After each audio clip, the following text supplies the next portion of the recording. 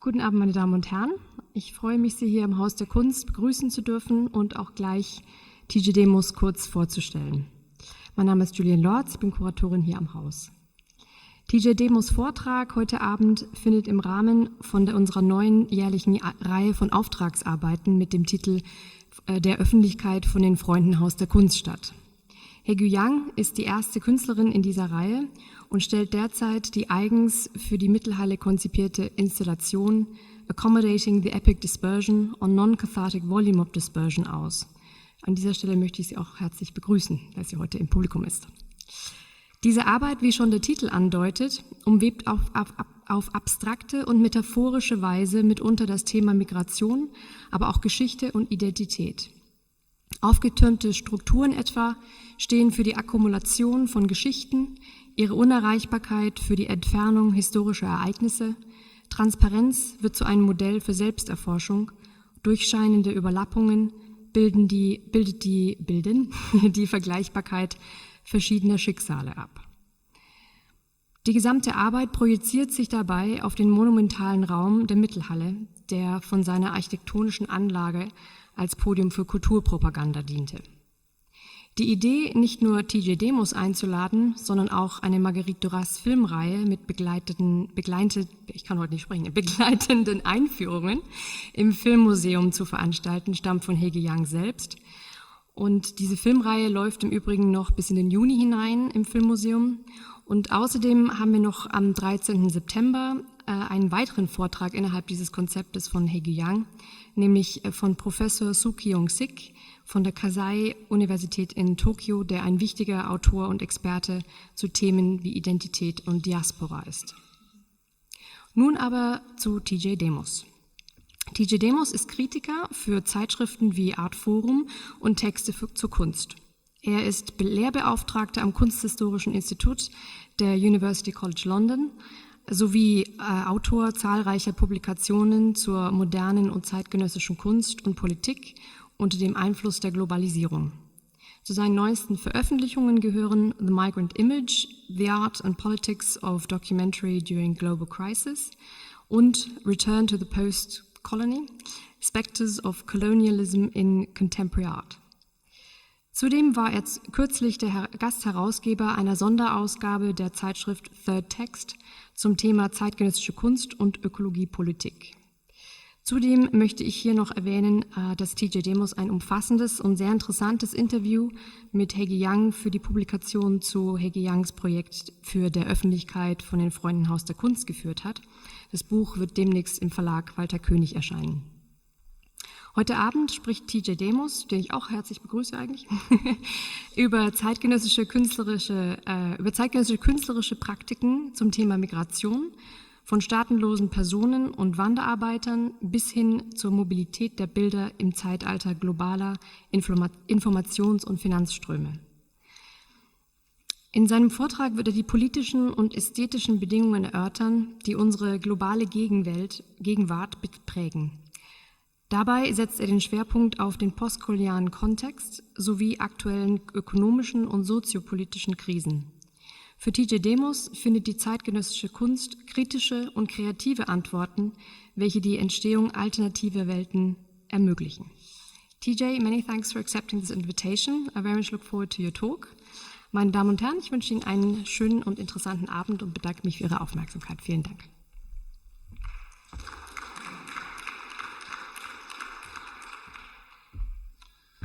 Thanks very much, Julian, and thanks to Hugo for arranging this and giving me the opportunity to speak this evening, and thanks everyone for coming.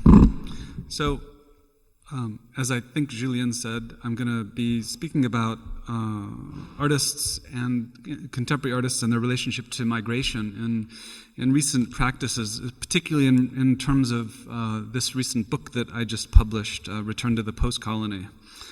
And I'm going to describe that project and talk specifically about one video essay that is a work by the Belgian artist Vincent Mason. So can I have the first image, please, after this one? Allons les enfants de... Non.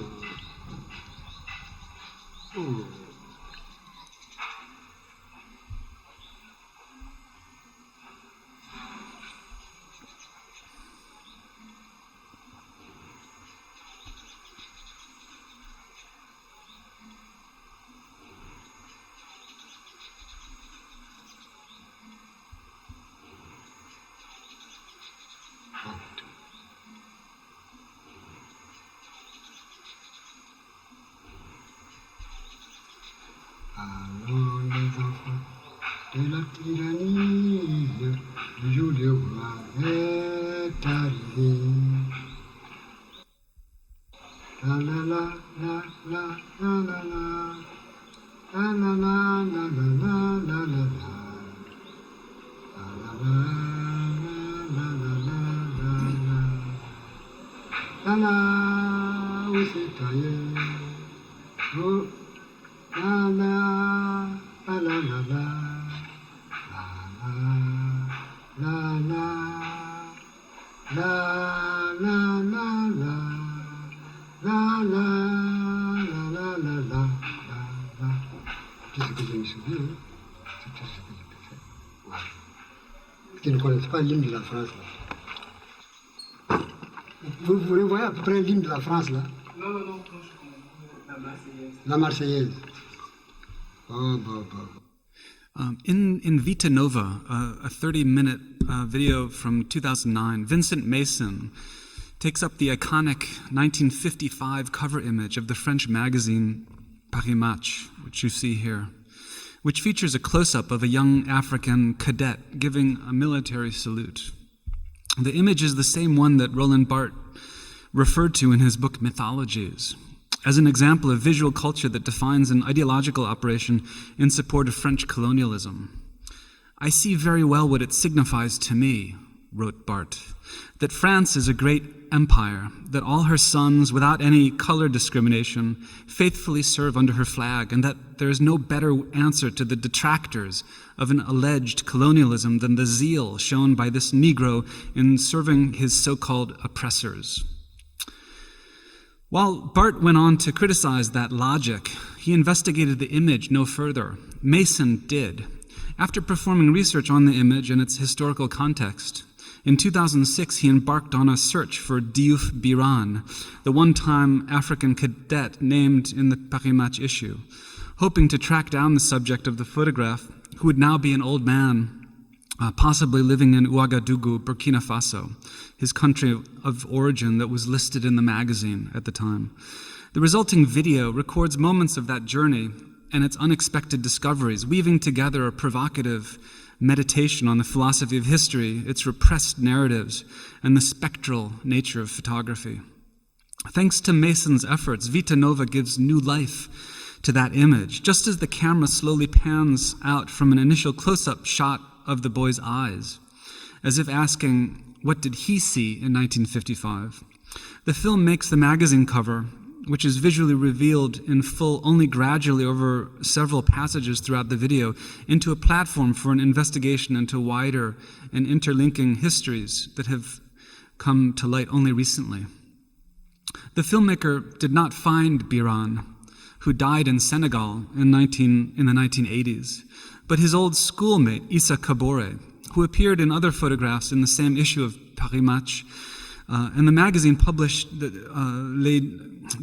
publicized Les Nuits de l'Armée, the televised 1955 military pageant featuring a spectacle of more than 4,000 participants, including the Black Guard of Dakar, the Foreign Legion, the Firemen of Paris, and the Republican Guard, all appearing at the Palais des Sports in Paris to celebrate France's colonial empire. It was for this event that Biran and Kabore had come to Paris.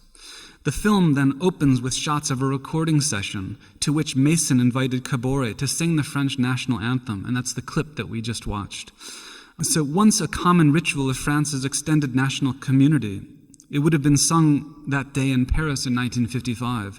Kabore no longer fully remembers its words. He recalls the opening, Allons les enfants, but strikingly has forgotten the various parts of the revolutionary anthem that condemn bloody tyranny, vile despots, and the battle cry for the victory of liberty.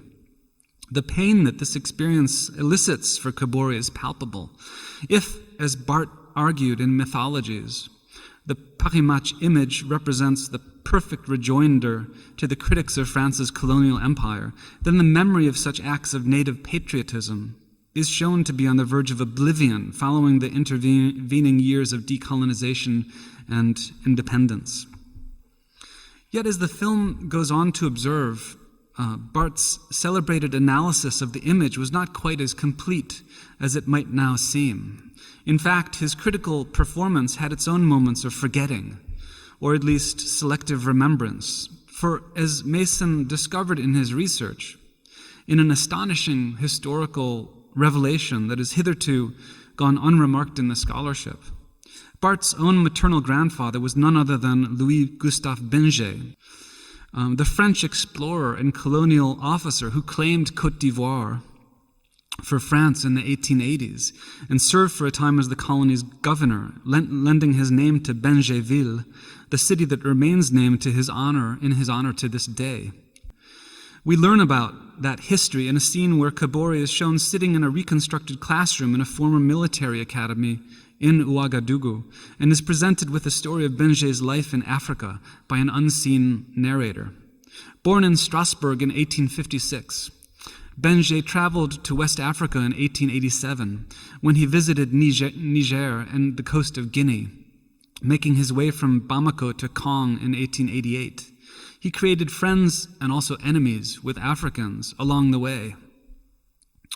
And he died in 1936 in the French town of L'Île d'Adam. The sequence, here's just a still from that sequence, displays documentary photographs, and the next slide, please, to visually supplement the lesson, including a shot of a copy of Roland Barthes by Roland Barthes, open to the pages with photographs of the author's grandfathers, but with the most generic, as you see, of identifications. They're only identified as les deux grands-pères, or the two grandfathers. It leads to a pair of hands flipping through a photo album, coming across old photos of marching troops, Africans in military uniforms, and a final black and white photo of two white colonists, identified as Captain Louis-Gustave Benget and Lieutenant Brulot, clad in white uniforms, sitting under a tent at a camp in the jungle and attended by two shirtless Africans. The film thereby opens the colonial visual archive, but does so from a position attentive to the African perspective. In one image, depicting Benget's funeral, the young Barthes appears, looming in the corner, looking on, and you can see him on the far left, and the next image also. So there he is on the far left in profile, Roland Barthes. So here we're offered visual evidence of the genealogical relation, and thus of his own familial connection to the colonial context. It's striking that Barthes declined to discuss his relationship to his grandfather in his book Roland Barthes by Roland Barthes, his later autobiographical account.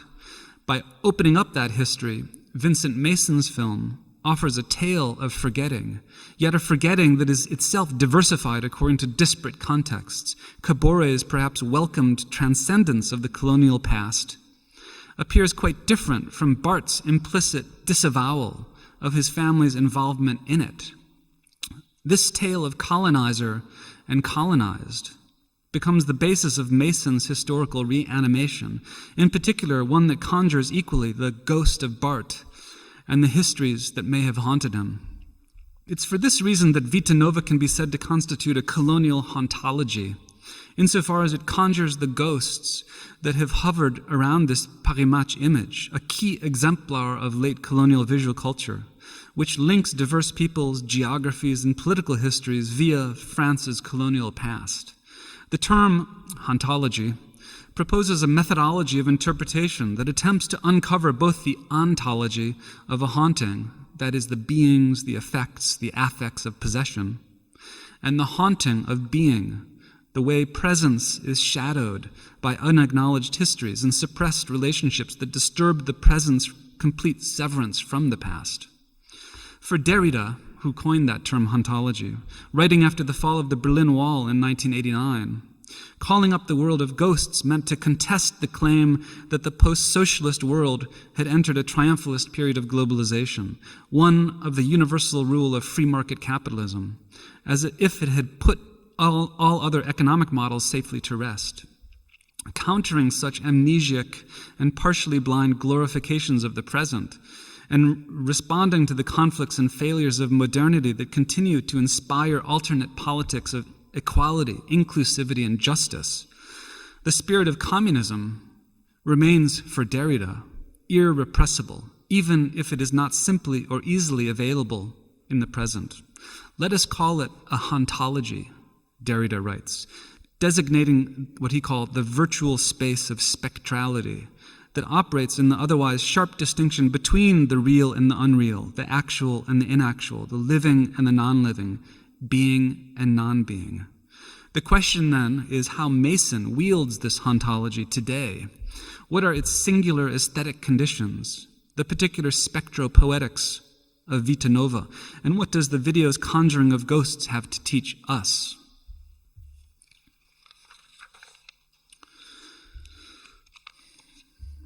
So now I'm going to step back and describe the book a little bit more to give you a sense of the overall project.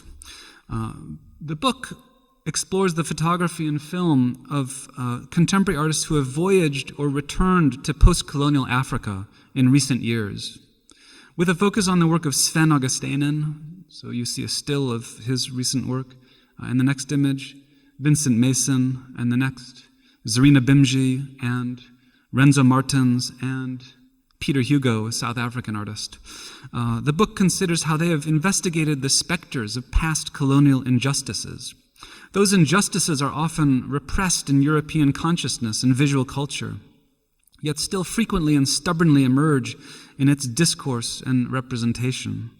The often unacknowledged and generally inadequately interrogated historical presence, material traces, and psychic scars of colonialism passed through generations also creep up in current forms of economic and political inequalities found between the global north and south, Europe and Africa. Inequalities that colonial relations, of course, played an important role in defining. These traces can be found in the contemporary media images of seemingly senseless violence and poverty in the post-colony, and in the disavowed complicity and unprofessed responsibility of European nations that once ruled those distant lands in the name of political, economic, and social advantage. Given the fact that there is no firm separation from or clear European consciousness in relation to the colonial past, in many ways, we could argue that colonial era never actually ended. Against the amnesia and misrecognition that characterizes so much of European cultural and political representations, the artists addressed in the book, Return to the Post-Colony, might be thought of as conjurers of the spectral, to invoke the title of Augustinen's film, Spectres, a term I use to address the haunting memories and ghostly presences that refuse to rest in peace and cannot be situated firmly within representation. Indeed, they typically escape the grasp of the art history of iconographical identification as much as the positivist typologies of scientific knowledge.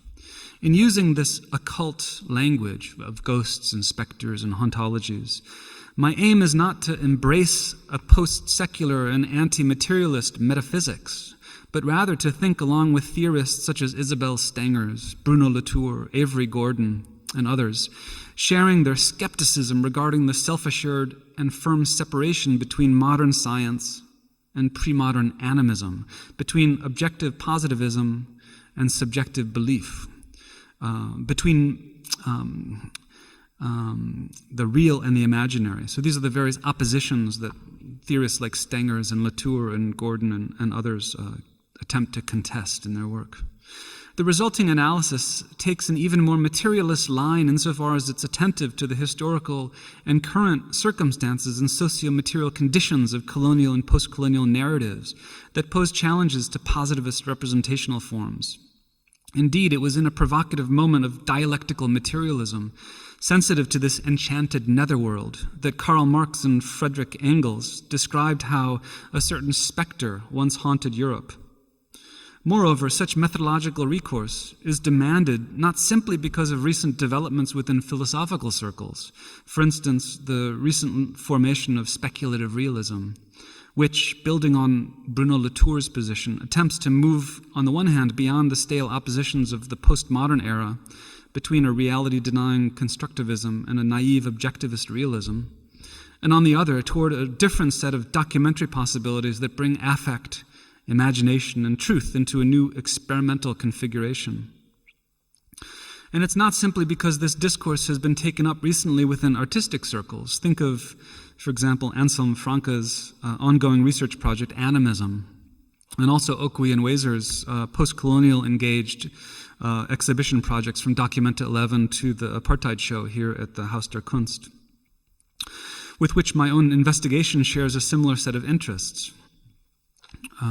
That said, taking up the language of the ghostly, for me, is justified mainly because of the photography and film works that form my central case studies, which enact a complex turn toward the spectral, innovatively and diversely figuring and building upon what Derrida has usefully called a spectropoetics, that is, a poetics of the spectral.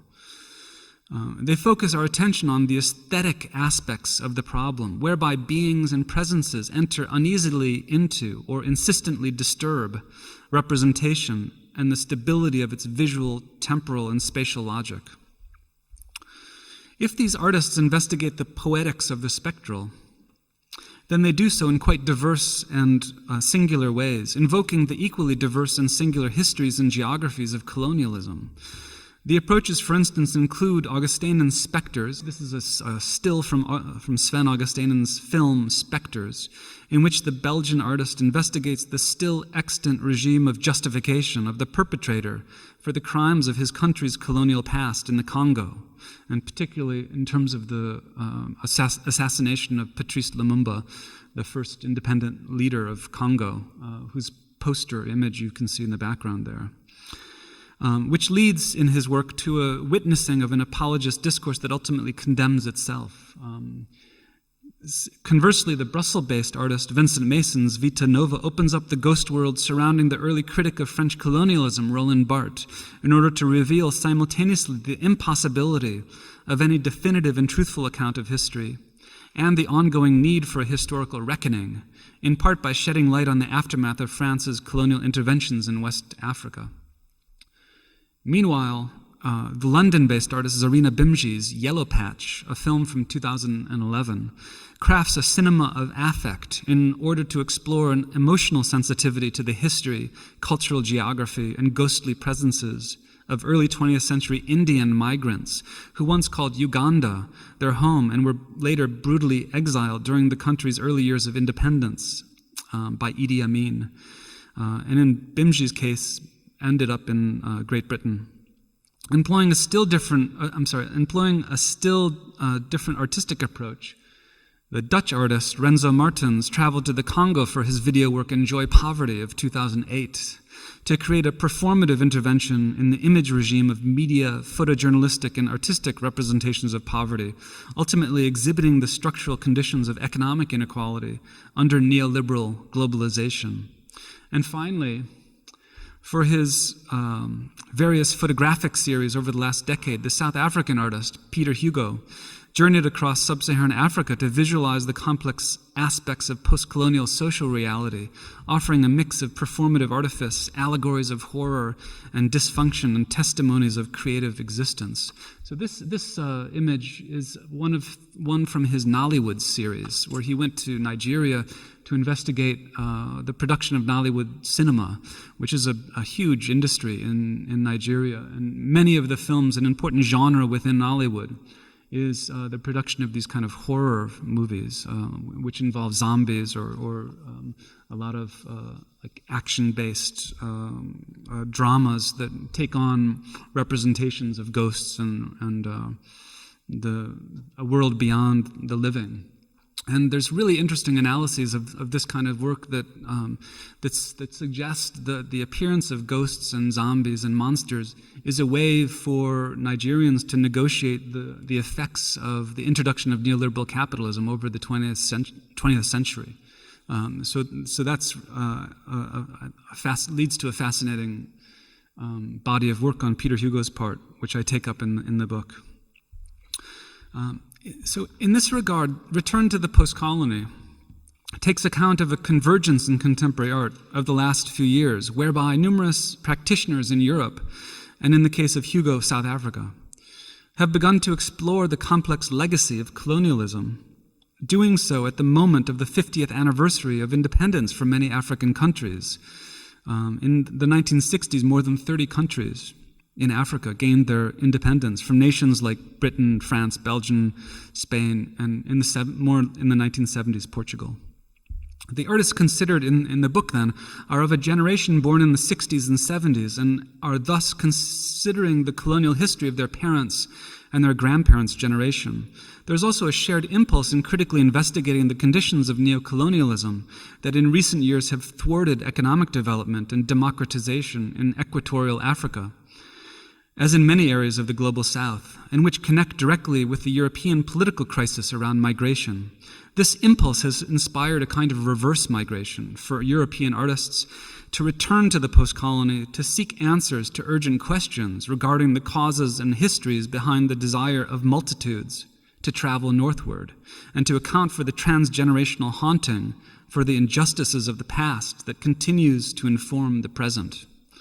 And it's in this wider concern of mine that I would also situate Hugo Yang's work in relationship to this concern with the past hauntings of colonial violence and the situation of migration today. So there's clearly a connection, I think, here. By invoking the term post-colony, identifying societies that have emerged from this experience of colonization, I remain aware of its chaotically pluralistic qualities, which prevents any single or general definition. And this is a still from Sven Augustinen's film Spectres that shows you a statue of Henry Morton Stanley, the famous explorer who claimed Congo in the 19th century for Belgium, lying at the National Museum in Kinshasa, which is a really striking image of the post-colonial condition. As theorized by the Cameroonian philosopher Achille Mbembe, who's based in South Africa, the African post-colony nevertheless possesses an internal coherence, particularly in terms of the distinctive regime of violence of dictatorial and failed states alike. Mbembe describes that regime as expressive of a necropolitics, that is, a mode of governance and economy of death that merges a Foucauldian biopolitics with the Agambian notion of bare life and the state of exception, visions of which appear variously in my case studies. Yet while the post-colony maintains its own mythologies and fetishes of state and militia power, which Mbembe treats at length, one finds no such unmediated representation of such a reality within the works of the artists that I consider in the book. Rather, each offers a particular approach to the post-colony that is itself particularly determined to greater or lesser degrees by European narratives, historical accounts, and symptomatic disavowals, as well as by the often cliched mass media representations of Central Africa.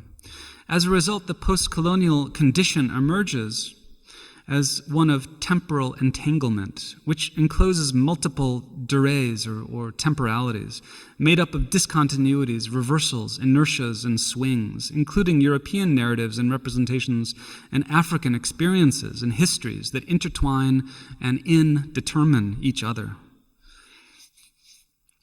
Still, in terms of my approach, there's no such attempt to suggest a unified picture of post-colonial reality. Instead, each artistic project offers its own entrance into distinctive and immensely complex histories and places.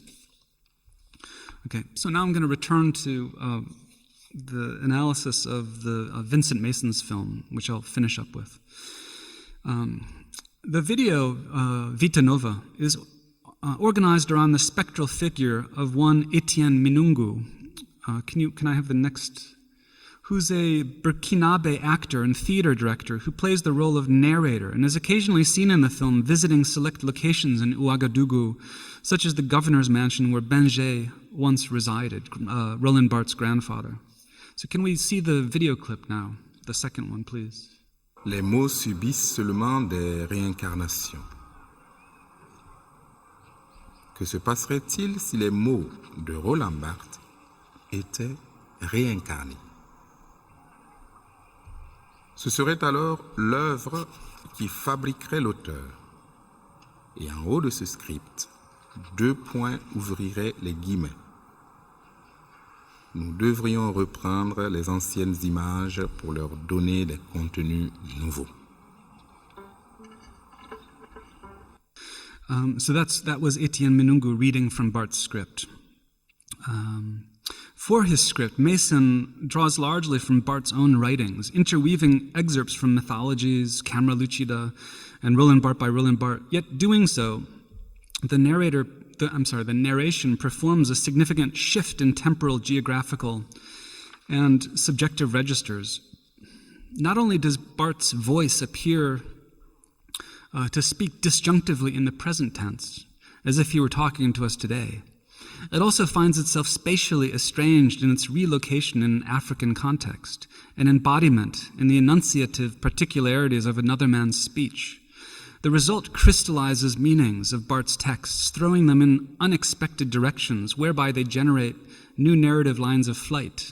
In effect, by relocating Barthes' speech in an African's voice, Vita Nova grants language to the formerly colonized, animating beings that then come to haunt Barthes' words from within. As the film makes clear, such a détournement is mandated by Barthes' own aesthetico-political analysis presented in his book Mythologies, especially where the author explains that myth is a form of stolen language, one diverted from its original intended meaning. And this is a still from Mason's video. In fact, Barthes goes on to even liken myth to robbery by colonization. If so, what would it mean to steal back Barthes' text, to mythologize mythologies in turn? Would it constitute a belated decolonization of sorts? As the narrator of Vita Nova explains, words will never die because they aren't beings but functions. They only undergo changes, avatars, reincarnations. If words undergo reincarnations, then what would happen if Roland Barthes' words would reincarnate?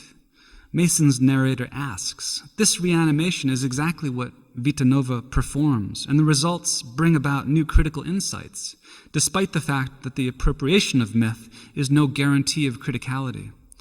On the one hand, it entails showing how the magisterial act of semiological decoding performed in mythologies was also simultaneously a gesture of veiling, hiding Barthes' own familial investment and complicity in the very colonial project he critically analyzed so brilliantly.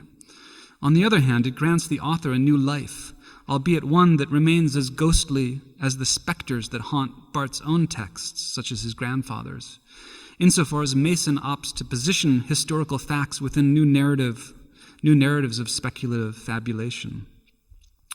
Of course, Barthes himself, whom the writer, the literary historian Jean-Michel Rabatte calls the ghostwriter of modernity, wrote frequently about death. For him, death was what he called the eidos, or the most distinguished expression of photography. And he likened his own experience of being photographed to that of becoming a specter. And this is from Camera Lucida. As Eduardo Cadava writes, there can be no photograph without the withdrawal of what is photographed. The conjunction of death and the photographed is in fact the very principle of photographic certitude. The photograph is a cemetery, a small funerary monument. The photograph is a grave for the living dead. It tells their history, a history of ghosts and shadows, and it does so because it is this history. So that's Eduardo Cadava. In Camera Lucida, Barthes' later meditation on photography, he also performed a spectralization of sorts by displacing what he called the studium, or the symbolic meaning of an image, from his analysis in order to focus on what he termed the punctum, or the subjective prick that resists signification, the shadowy detail that escapes and thereby haunts the image and its conventional coding. For instance, consider his discussion of Felix Nadar's 1882 photograph of the French explorer Savergnan de Brazza. In the image, the famous explorer who claimed Western Congo for France is shown seated against a naturalistic backdrop of a seascape and is accompanied by two young black boys dressed up as sailors, one with his hand resting on de Brazza's thigh in a gesture of peculiar intimacy. This inconspicuous gesture is bound to arrest my gaze, to constitute a punctum, Barthes confessed, even as he ignored the image's obvious ideological construction of colonial paternalism. And Barthes continues, and yet it is not one, for I immediately code the gesture, whether I want to or not, as aberrant. For me, the punctum is the other boy's crossed arms.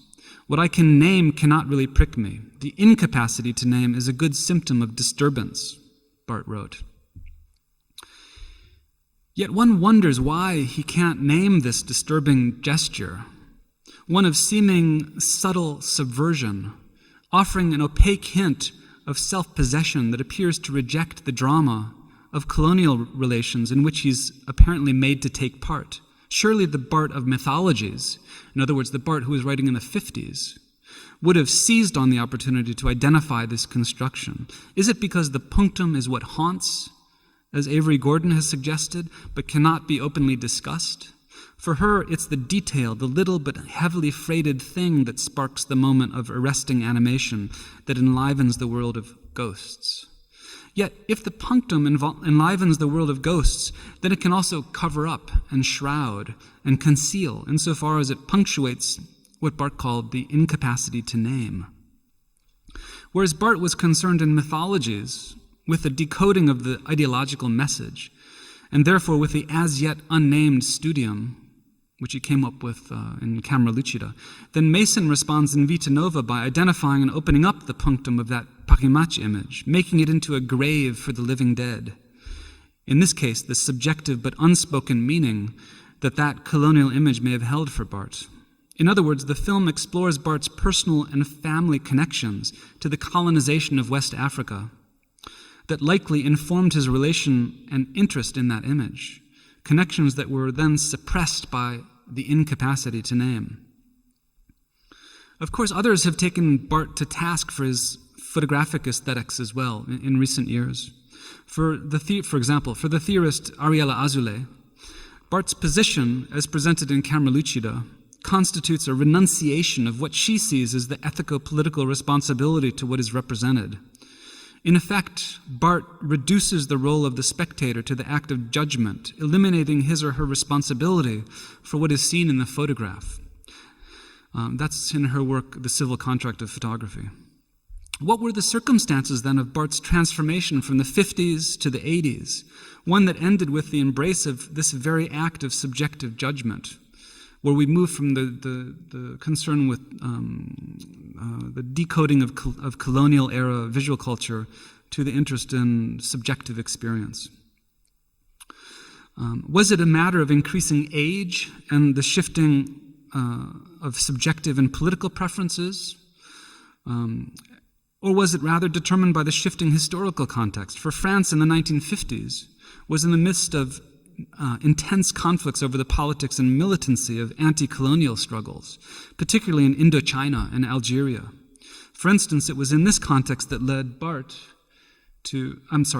Sartre to publish Colonialism as a System in Les Temps Modernes, and later as this book, in April 1956, at exactly the same time when Bart was writing the short texts of mythologies, in which Sartre claimed, and this is a long quote, but it's very interesting. Sartre wrote, "We, the people of mainland France, have only one lesson to draw from these facts. Colonialism is in a process of destroying itself, but it still fouls the atmosphere. It is our shame. It mocks our laws or caricatures them. It infects us with this racism. It obliges our young men to fight despite themselves and die for Nazi principles that we fought against 10 years ago. It attempts to defend itself by arousing fascism, even here in France. Our role is to help it to die, not only in Algeria, but wherever it exists." So that's Sartre. In relating colonialism to Nazism, Sartre was invoking the leading voices of radical black opposition to France's and Europe's colonial politics, including those of W.E.B. Du Bois, C.L.R. James, George Padmore, and Aimé Césaire, and others. Undoubtedly, this anti-colonial politics within France was what was behind the defense of the colonial project mounted by Parimatch in the mid-1950s, even while French West Africa had long been the site of anti-colonial resistance, particularly following World War II, and continued as such intermittently until Côte d'Ivoire received self-government status in the late 1950s and full independence in 1960. So, by 1980, when Camera Lucida was published, the colonial question was clearly no longer present in the same way, and it was in parallel with that historical development that Barth turned to other non-colonial matters. From here, we can reassess the significance of Vita Nova. If it offers a new life to historical documents, like the cover of Paris Match, then this life is open, transformative, and partly unnamed. This aspect is exemplified when the video, toward its end, shows Kabore receiving a copy of the magazine, the first time he's ever seen the issue. That is 50 years after the photographs taken of him appeared in it, and the first time we see the whole cover. So can we watch the third clip, please?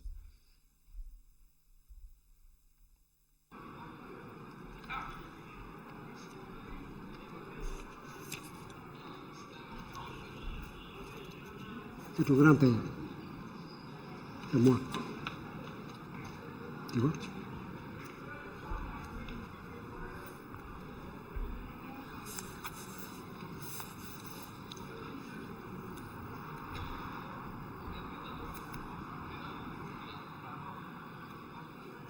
Vous vous rendez compte, hein? Dire que vraiment...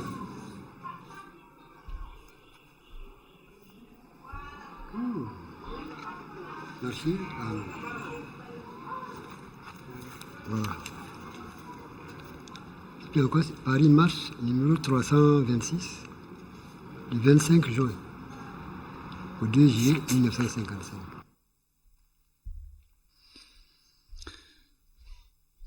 The moving encounter enables a certain remembrance to occur, experienced by Kabore and shared with his grandchildren, as shown in the video. These figures become caught in the swirl of a cyclical history that is mutually estranging. The old man returns to his own image, which is given a second life, but it is one that renders him unrecognizable from age.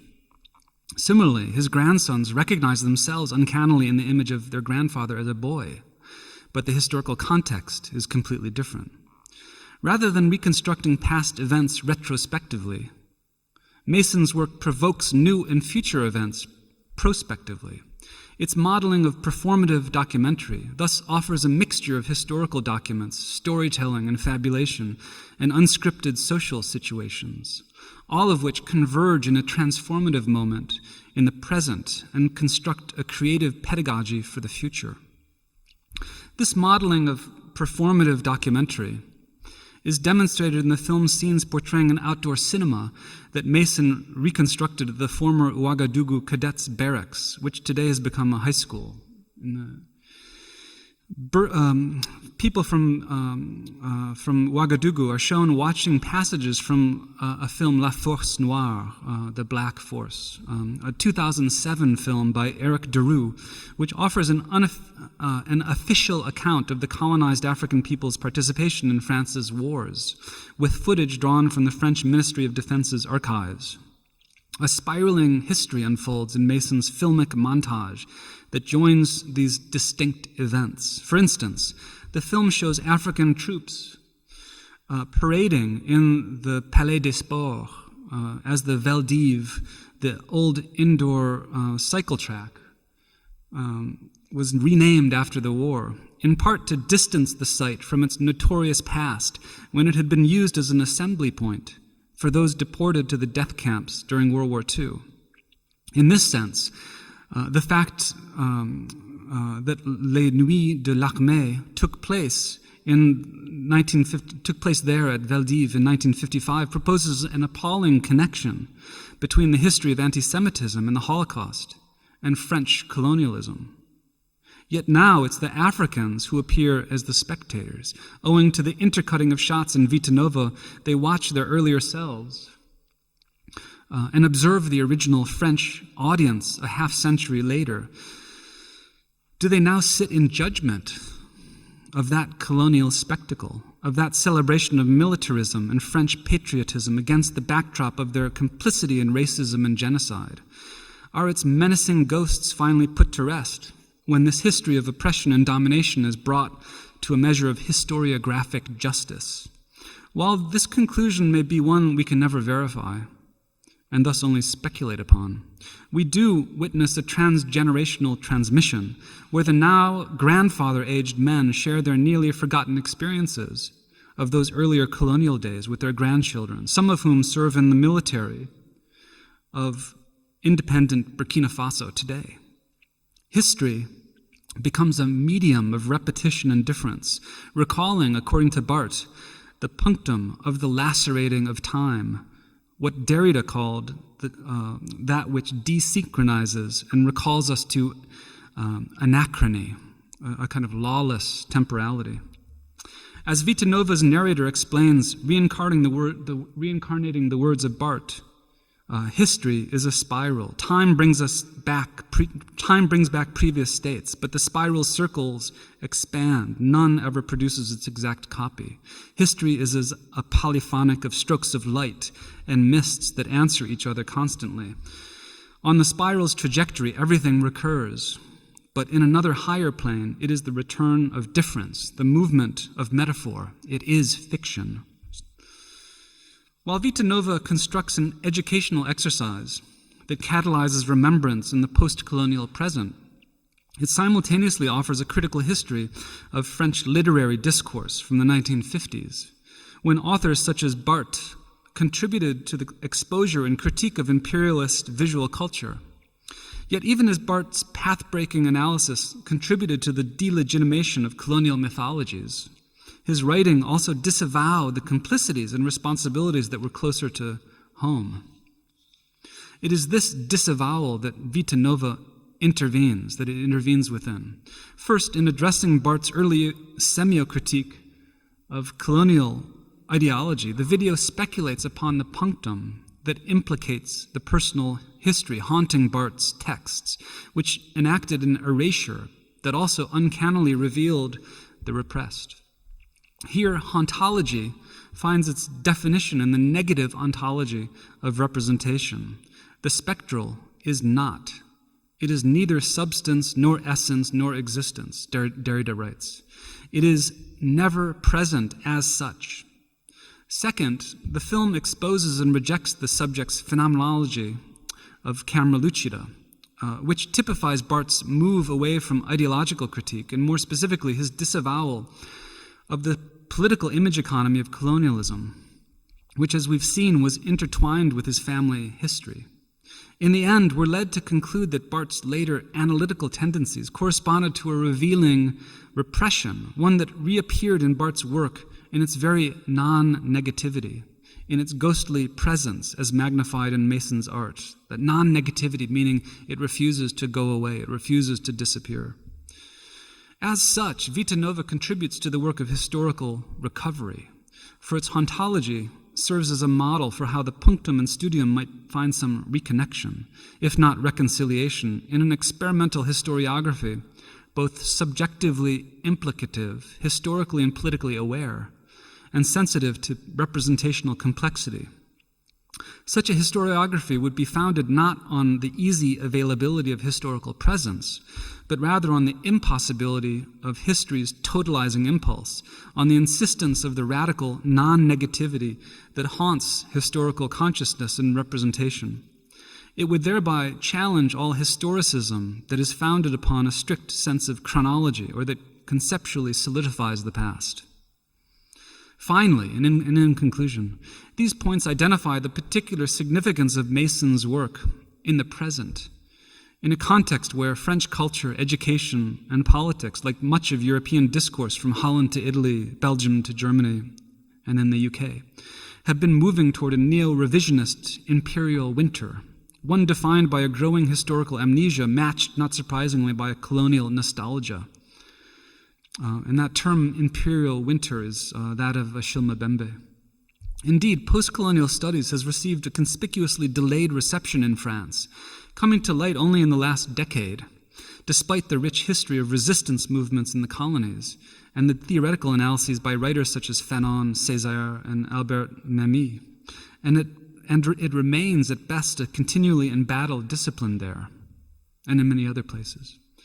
It's one whose belated appearance corresponds to right-wing efforts to renounce inherited traditions of internationalism and anti-colonialism, and likewise to rid the country of its complex legacy of Marxism and the memory of the social and political struggles of 1968, including the solidarity movement with the Third World. Such cannot be unrelated to the politics of anti-multiculturalism, which, in denying the violence and negative legacy of the colonial past, makes it all the easier to continue its logic, whether in relation to the attacks on immigration or in terms of the neo-colonial maintenance of relations of inequality between North and South as exploited by Western political and economic elites. Not that Barth's political position is continuous with this conservative turn, but his overdetermined silence does testify to the hidden depths of colonialism's immersion, even in the past of its own critique. To investigate that past today, as Vita Nova does, is all the more urgent in the reinvention of a different future, a future beyond colonialism. Thank you.